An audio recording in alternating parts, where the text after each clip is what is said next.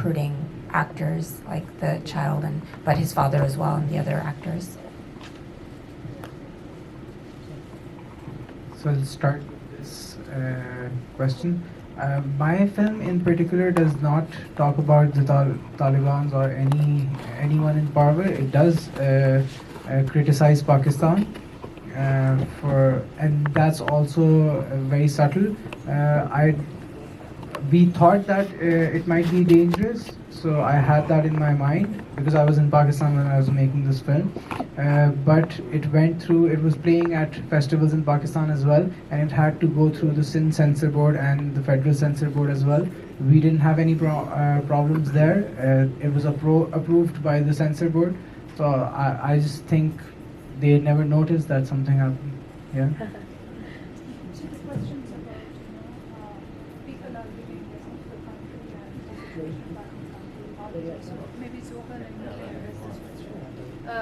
To answer that question, I think I'll connect both of them together, because I will give my personal opinion, but if we want to talk about it like theoretically, it can go a very long discussion.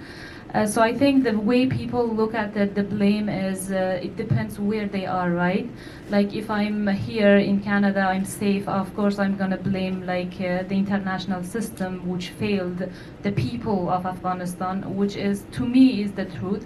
But if you talk to someone who lives in Afghanistan and staying in Afghanistan, they would say it's the president of the country who ran away and left the country, which if he stayed in power at that time and continued the negotiation that was taking place with the Americans and Taliban and all the people, all the parties involved, there was a chance that they could save at least the system. But the way he ran away from Afghanistan, we couldn't save the system either. So it was a complete fall to the hands of some extremists who does not belong to the people. So that's most of the people's belief who lives in Afghanistan. But then on the other hand, there is also some people who live in Afghanistan and who are pro-Taliban. So those people also, we cannot dismiss them. So when we talk about people running, like leaving that country, my concern is that I was in Afghanistan when first Taliban takeover took place. One thing that was important at that time is my father and mother, they are both educated, and even though I stayed in Afghanistan during the whole time, I continued my education in my house, not outside. The schools were closed, there was nothing. But once Taliban left, then we continued our education. It was fine. My sisters, my brothers, they all educated, they all graduated, they are all in good places. We have completely, like one generation to the next is a complete change towards something positive. But even if I left Afghanistan, I'm still a help. Even if I'm not there, I can still have a voice to the women, to the people who live in Afghanistan, or help my family through other ways.